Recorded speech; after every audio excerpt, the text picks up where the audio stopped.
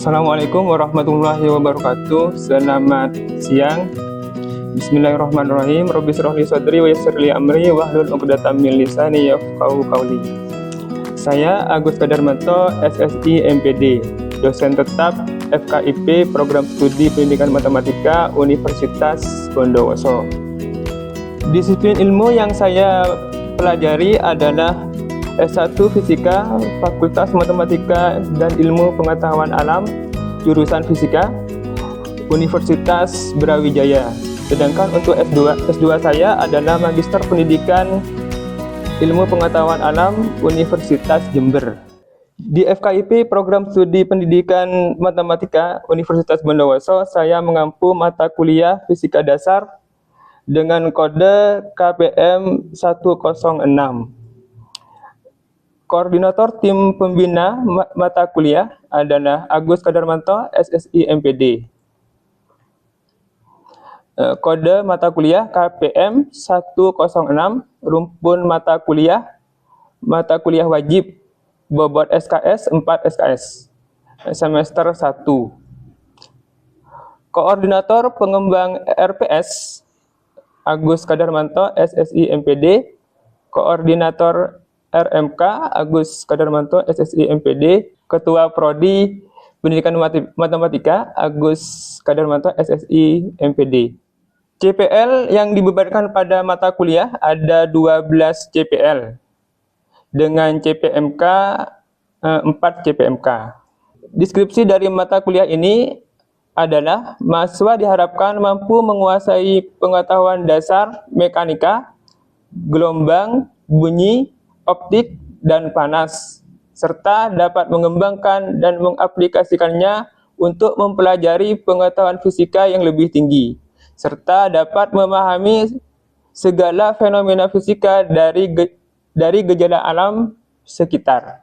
Materi pembelajaran atau pokok bahasan dari mata kuliah Fisika Dasar antara lain, yang pertama, pengukuran, besaran satuan dan vektor, gerak dalam satu dimensi, gerak dalam dua dimensi, dinamika, usaha dan energi, momentum linier dan tumbukan, gerak rotasi, keseimbangan, gravitasi, mekanika fluida, getaran dan gelombang, bunyi, optik, dan panas.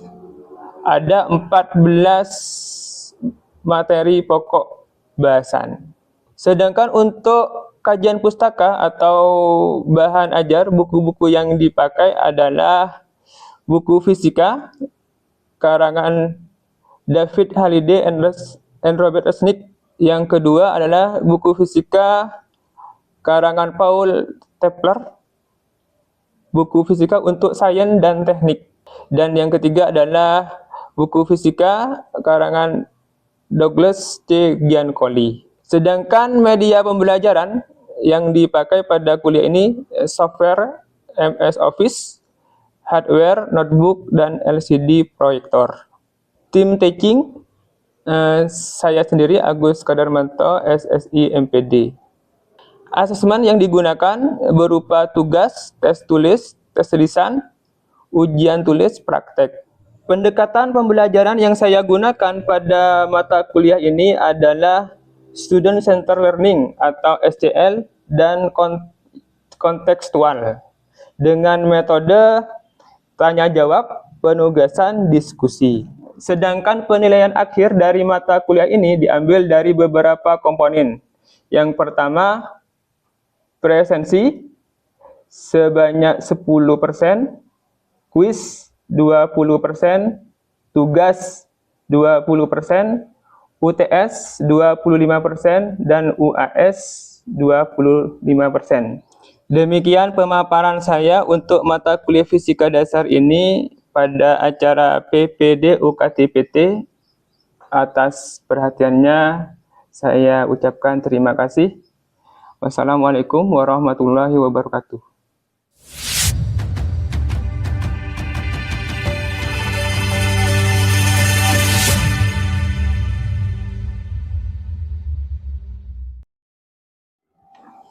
Assalamualaikum warahmatullahi wabarakatuh. Waalaikumsalam warahmatullahi wabarakatuh. Alhamdulillahirrahmanirrahim. Pada kesempatan kali ini kita bisa berjumpa kembali untuk melanjutkan kuliah kita yang kemarin, itu fisika dasar ya. Kemarin kita telah mempelajari fisika dasar tentang pengukuran, ya, besaran, satuan, dan vektor. Nah, sekarang kita akan memulai materi yang baru untuk fisika dasar, gerak dalam satuan dimensi. Gerak dalam satu dimensi di sini. Adapun tujuan dari perkuliahan ini, yang pertama adalah dapat mendeskripsikan macam-macam gerak. Yang kedua adalah dapat menggunakan sistem koordinat sebagai kerangka acuan untuk meninjau gerak dalam satu dimensi.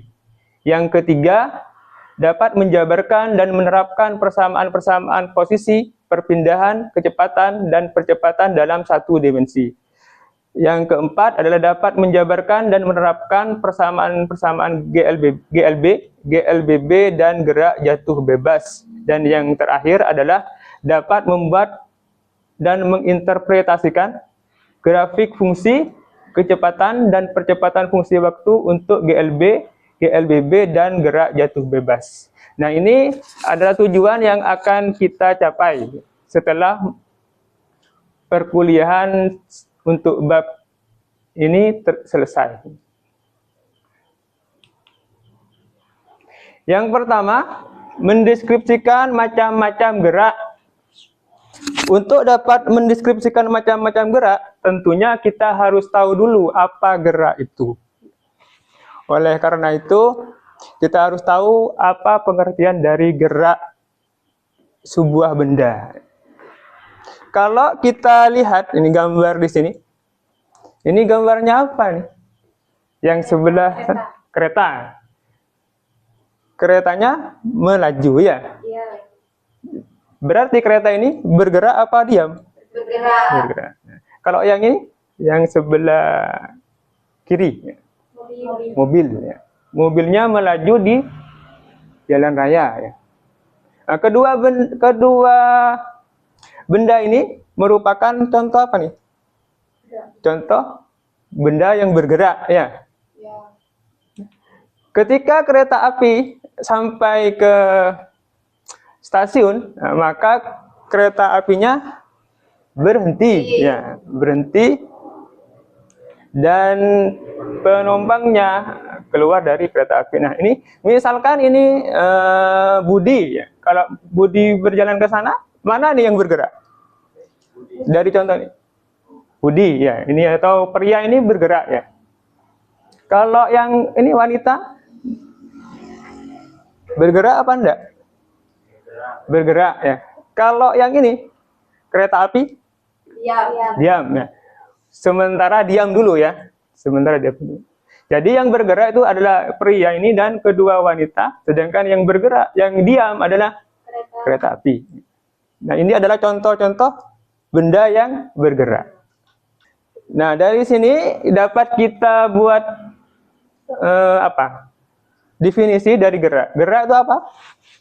Perubahan posisi atau kedudukan ya, suatu benda terhadap sebuah titik acuan setiap waktu. Nah, kalau benda itu posisinya berubah, posisi itu apa? Kedudukan ya. Misalkan dari sini ini kedudukan saya yang pertama ya. Ke sana berarti saya ini bergerak apa diam? Bergerak ya. Mengapa? Karena terjadi perpindahan posisi. Nah, karena terjadi perpindahan posisi atau perubahan posisi. Sebuah benda dikatakan bergerak jika ada perubahan posisi ya. Jadi kalau ada perubahan posisi, maka benda itu dikatakan bergerak. Tetapi sodik itu tidak bergerak terhadap pakaian yang dipakai ya. Kalau pakaian yang dipakai tidak, sodik ini dikatakan tidak bergerak. Sodik tidak bergerak terhadap pakaian yang dia pakai. Mengapa? Nah, karena tidak ada perubahan posisi atau kedudukan. Ketika saya jalan ke sana, nah, saya dengan pakaian ini tidak ada perubahan posisi, ya. Tidak ada perubahan kedudukan, sama, ya.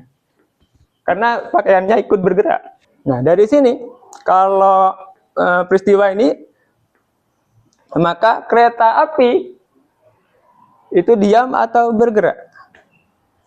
Diam. Sementara diam, ya. Tadi definisinya apa? Terjadi perubahan posisi terhadap titik acuan tertentu. Nah, kalau ini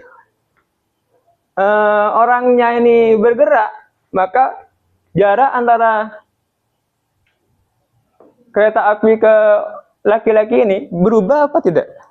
Berubah, berarti ada perubahan posisi. Berarti bergerak atau tidak? Bergerak. Nah, jadi berdasarkan titik acuan, nah titik acuan ini ya, titik acuan, kita dapat membedakan dua macam gerak. Yang pertama gerak nyata, gerak sebenarnya dan gerak semu. Gerak nyata adalah keadaan sebuah benda yang bergerak. Bergerak terjadi perubahan posisi, ditinjau dari titik acuan yang diam. Gerak semu, keadaan sebuah benda yang sebenarnya diam, tetapi tampak seolah-olah bergerak karena pengamat atau titik acuannya yang bergerak. Jadi kalau titik acuannya bergerak, maka dikatakan gerak semu walaupun benda itu diam. Ngerti di sini? Ya. Jadi kereta ini bergerak atau diam? Diam. Bergerak atau diam berdasarkan teori yang sudah dipelajari. Bergerak, nah ya bergerak semu. Ya, jadi kereta ini bergerak terhadap orang, terhadap laki-laki ini, namanya gerak semu. Ya. Apa gerak semu itu? Keadaan sebuah benda yang sebenarnya diam, tetapi tampak seolah-olah bergerak. Ya. Karena pengamat atau titik acuan yang bergerak. Jadi kereta api ini terjadi gerak semu. Ya. Dia bergerak, dia sebenarnya diam, tapi dinyatakan bergerak karena titik acuannya yang bergerak. Namanya gerak semu. Sampai di sini ada pertanyaan? Belum ada. Nah, ini contoh gerak semu, ya. Misalkan matahari terbit dari timur, tenggelam di barat. Macam-macam gerak berdasarkan lintasannya. Kalau yang ini berdasarkan apa nih? Kalau gerak nyata dan titik acuan itu ada dua, ya, gerak sebenarnya dan gerak semu. Sedangkan kalau berdasarkan lintasannya, ada lintasan lurus, ya. Kalau kita naik sepeda di jalan yang lurus atau tadi kereta api di rel yang lurus, ya, gerak lurus. Yang kedua adalah gerak parabola dan yang ketiga gerak melingkar. Gerak menurut lintasannya dibedakan menjadi tiga, yaitu gerak lurus, gerak parabola, dan gerak melingkar. Nah, gerak lurus sendiri dibedakan jadi dua macam. Ya. Gerak lurus beraturan atau GLB.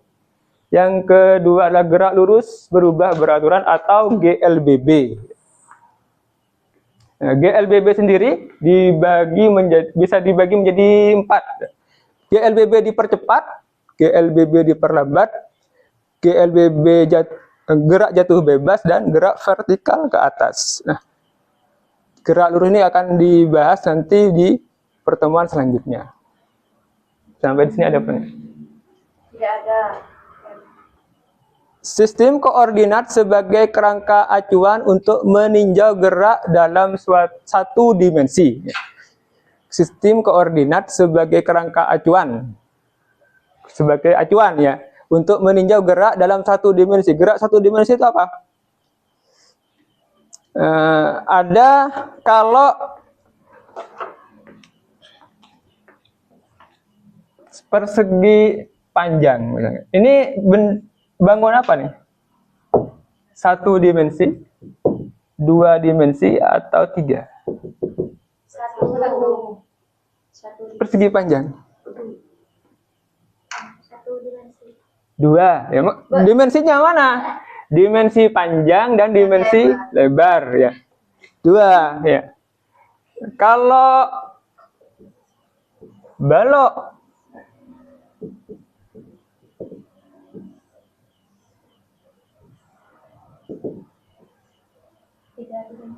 Tiga dimensi. dimensinya apa? Panjang, lebar, tinggi. Panjang, lebar, tinggi. Kalau satu dimensi seperti apa? Panjang aja. Panjang saja. Maka di sini posisi didefinisikan sebagai satu kerangka acuan. Nah, panjang saja. Kalau dia bergerak ke apa?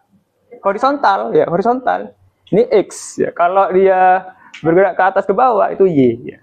Satu dimensi apa? X saja. Sehingga di sini kerangka A, ini kerangka A di sini. AX itu lebih besar dari 0, ya. Di sini kan 0. Kalau ini sumbu koordinat, ini sumbu X ya. Ini sumbu Y ya. Ya. Ini 0, 1, 2, 3. Ya. Ya. Jadi A ini X, ini X, XI di sini ya. XI, ya. Ini ya. David Beckham misalkan ya. Ya. XI itu lebih besar dari 0 ya. XF lebih besar dari 0 ya, karena di sini ya positif ya. Walaupun kalau ada di sini lebih besar apa lebih kecil? Lebih besar ya. Nah, misalkan di sini, nah sumbu simetrinya adalah yang ini, ya. Sama yang ini. Maka di sini XI aksen lebih kecil atau lebih besar? Lebih kecil dari 0. Nah, karena di sini 0, ini berapa di sini nih? Min 1. Nah, min 1, min 2 dan seterusnya kan lebih kecil ya. Kalau yang X aksen F aksen lebih besar ya. Satu dimensi kerangka B X aksen I lebih kecil dari 0, tetapi X aksen F lebih besar dari 0. Satu dimensi sehingga kita hanya perlu sumbu X atau sumbu Y saja. Nah, contohnya di sini kalau sumbu X adalah apa? Mobil melaju di jalan raya. Kalau sumbu Y apa? Misalkan apa, buah kelapa yang jatuh. Dalam gerak itu ada beberapa besaran ya, posisi, jarak dan perpindahan. Posisi definisinya adalah merupakan letak benda terhadap titik acuan. Ya, posisi. Nah, di sini nih. Ya. Letak benda misalkan ini laptop, posisinya ada di sini, di atas meja. Ya. Jarak diartikan sebagai panjang lintasan yang ditempuh oleh sebuah benda dalam selang waktu tertentu dan merupakan besaran skalar. Apa besaran skalar? Kemarin ketika di pertemuan yang lalu, besaran yang punya besar saja ya, tanpa arah ya, skalar. Perpindahan adalah perubahan posisi suatu benda dalam selang waktu tertentu dan merupakan besaran vektor. Jadi perpindahan itu vektor, ada arahnya. Kalau arahnya kemana? Bisa ke selatan, ke utara. Ya. Nah, posisi dalam menentukan posisi sebuah benda dalam kehidupan sehari-hari, kita harus menyertakan titik acuan dan arah dari titik acuannya. Ya, misalnya mobil Pak Arin terparkir di 20 meter sebelah utara rumahnya. Nah, posisi mobil Pak Arin di mana? 20 meter sebelah utara. Menyatakan titik acuan dan arah. Arahnya mana nih? Mobil Pak Arin, arahnya utara. Ya. Titik acuannya mana? Rumah. Ya. Ya, itu sudah ngerti deh ya. Ya. Pada koordinat Kartesius, koordinat Kartesius ini seperti apa? Yang dua dimensi, sumbu X dan sumbu Y. Ya, yang tadi ya. Pada koordinat Kartesius, titik acuannya adalah kalau X, titik acuannya adalah titik 0,0, X-nya 0 atau Y-nya 0. Jarak, sekarang jarak, definisi dari jarak itu apa? Panjang lintasan benda yang bergerak. Sini. Kalau ada ini, misalkan ini ada mobil di sini ya. Nah, buka ke sana. Nah, panjang lintasan yang bergerak ke situ,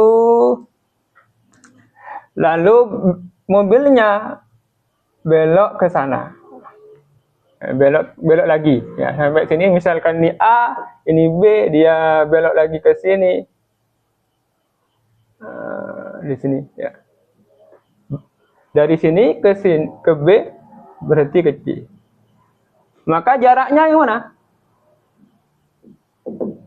Jaraknya adalah panjang lintasan AB ya. AB ditambah CB ya. Atau BC.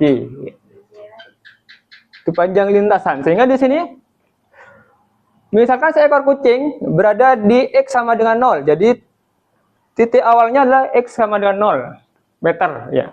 Bergerak ke sumbu X 12 meter. Kemudian bergerak lagi ke sumbu X 6 meter. Maka jarak yang ditempuh kucing adalah tinggal ditambah ya, 12 ditambah 8. 18 meter. Beda dengan perpindahan ya. Perpindahan adalah berkaitan dengan perpindahan posisi. Besar perpindahan hanya tergantung pada posisi awal dan posisi akhir. Jadi posisi awalnya di mana dan posisi akhirnya di mana, maka itu panjang perpindahan. Misalkan di perpindahan ya. A ke B ini 10 meter misalnya. 100. B ke C 20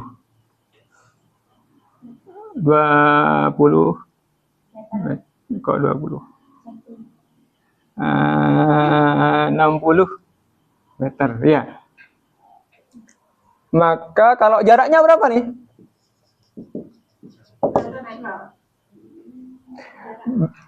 Mobil ini bergerak dari A ke B balik ke 160 karena kan panjang lintasan 100 ditambah 60 kan 160 meter.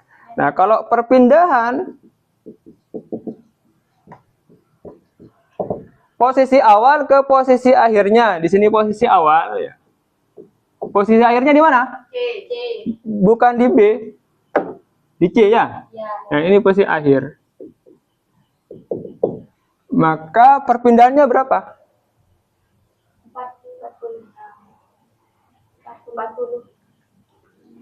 40 ya. Mana dari A ke mana? A dikurangi AB dikurangi BC. Ya, AB dikurangi BC. Di sini AB-nya 100, BC-nya 60. 40 meter. Jadi berbeda nih. Kalau jaraknya 160, kalau perpindahannya 40 meter. Misalkan seekor kucing berada di X sama dengan 0, bergerak ke X sama dengan 12 meter, kemudian bergerak lagi ke X sama dengan 6 meter. Diketahui bahwa posisi awal kucing X sama dengan 0 dan posisi akhirnya 6. Maka perpindahannya adalah 6. Nah, misalkan contoh seperti ini ya. Delta X di sini berapa? Titik apa? Posisi awalnya berapa nih yang di atas? 10 ya.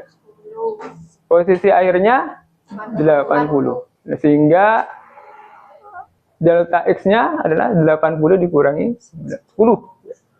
70 meter. Nah, yang di sini mengapa negatif? Mengapa negatif di sini? Karena arahnya ke sumbu ke 0 ya. Kalau yang sana ini tambah kecil ya, dengan negatif. Ya. Kalau yang di atas tambah besar, positif.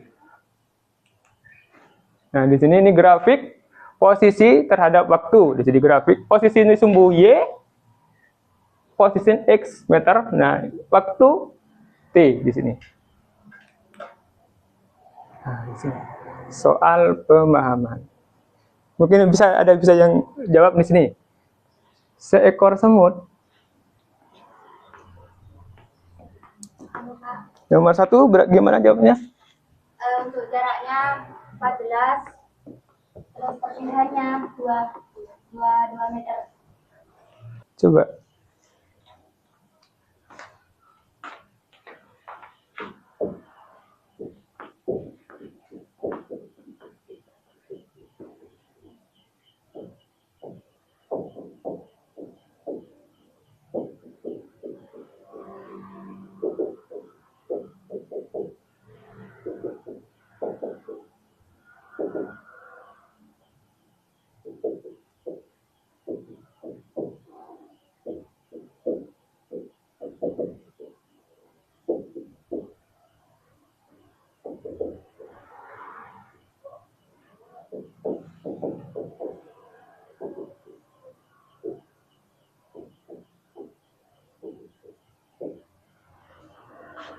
Jadi jaraknya berapa? 2 meter.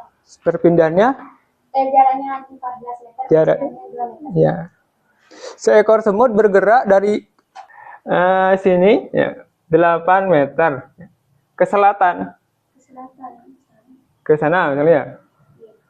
Berapa? 6. 6 meter. Jaraknya berapa? Tadi jaraknya berapa? 14. Hah? Ditambah.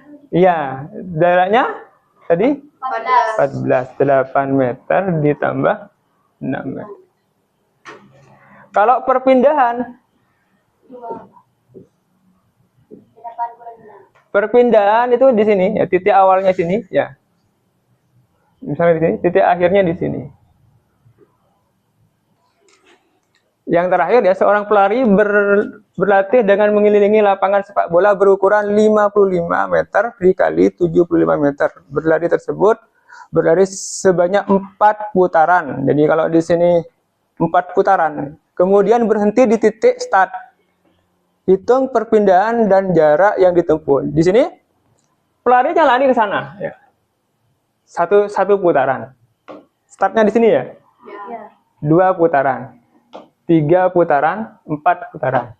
Berapa perpindahannya? 4. 0. Ya, betul ya. Kenapa kok 0? Karena tetap Sarda. di awal. Karena posisi awal. Ya. Posisi awal. Nah, karena perpindahannya 0 ya. Kalau jaraknya 55 meter kali 25 meter. ya 55 meter dikali 75 meter 4 kali. Dikali apa pekat? 4 kali. Kali 4 ya.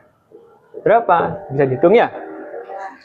Jadi sama apa enggak antara jarak dan perpindahan? Tidak sama. Tidak sama. Kalau yang perpindahannya 0, kalau yang jarak 55 kali 75 kali 4. Sampai di sini ada pertanyaan? Tidak ada. Saya akan mengutip sebuah apa nih? Sebuah filsafat ya, pesan. Perjalanan 1000 mil dimulai dengan 1 langkah. Artinya setiap pencapaian besar, tidak peduli seberapa jauh atau sulit tujuannya, selalu dimulai dari langkah pertama yang sederhana. Ya. Terima kasih. Semoga apa yang kita pelajari bermanfaat. Amin. Jangan lupa belajar lebih giat. Terima kasih. Assalamualaikum warahmatullahi wabarakatuh. Waalaikumsalam warahmatullahi wabarakatuh.